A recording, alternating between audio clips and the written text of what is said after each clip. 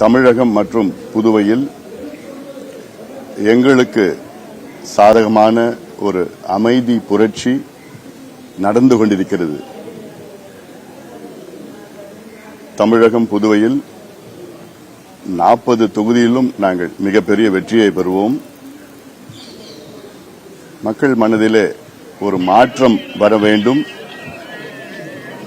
என்று ஒரு ஆழமான ஒரு ஏக்கம் இருக்கிறது.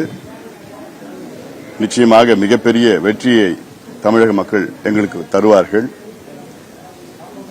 பிரதமர் மோடி அவர்கள் 3வது முறையாக இந்தியாவின் பிரதமராக மிகப்பெரிய அளவில் வெற்றி பெறுவார். இது சித்திரை மாதம் மாம்பழம் சீசன்.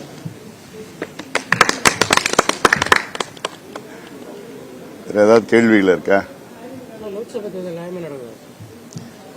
இப்ப வரைக்கும் எந்த பகுதியிலும் இது வரைக்கும் எந்த பிரச்சனையும் எங்களுக்கு வரல. இன்னும் அமைதியா நடந்துட்டு இருக்கு. இது பல வகையான புகார்கள் வந்து கொண்டிருக்கிறது. அதிலும் குறிப்பாக அரக்கோணம் தொகுதியில் கட்டுக்கட்டா பணத்தை பிடிச்சிருக்கிறாங்க. அங்க இருக்கின்ற அதிகாரிகிட்ட கொடுத்திருக்கிறாங்க. நாங்களும் புகார் கொடுத்திருக்கிறோம். ஆனா எந்த நடவடிக்கையும் எடுக்கல. தமிழ்நாட்டை ஆளுங்கட்சியை சார்ந்தவர்கள் ஆங்காங்கே அதிகாரிகளை வைத்து இந்த பணப்பட்டுவாடா தொடர்ந்து நேற்று இரவு கூட கொடுத்துட்டு இருக்கிறாங்க.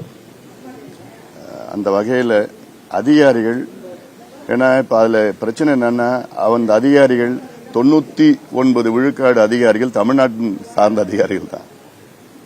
அப்போ தமிழ்நாட்டு அரசுக்கு மேலே அவங்க நடவடிக்கை எடுக்க அவங்க தயங்குகிறார்கள், பயந்து கொண்டிருக்கிறார்கள்.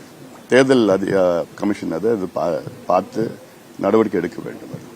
இன்னொன்னு, தேர்தல் விதிகள் அது இன்னும் கொஞ்சம் தீவிரமா இருக்கணும். சட்டங்கள் இன்னும் தீவிரப்படுத்தணும்.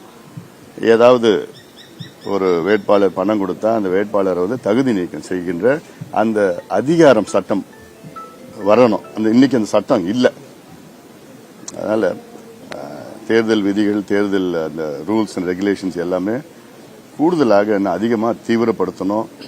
அப்பதான், ஏன்னா இந்த தமிழ்நாட்டில் பொறுத்த வரைக்கும் ஒரு மிகப்பெரிய ஒரு கலாச்சாரம் பண கலாச்சாரம் தான். இதுவே உத்தரப்பிரதேஷ், பீகார், மத்திய பிரதேஷ், வட இந்தியாவில் அப்படி எதுவுமே கிடையாது. ஓட்டுக்கு பணம் கொடுக்கிற அந்த கான்செப்டே கிடையாது அங்க. ஆனா இங்க ஒரு இயக்கமா மாத்திட்டாங்க, ஒரு மூவ்மெண்டாவே மாத்திட்டாங்க இங்க.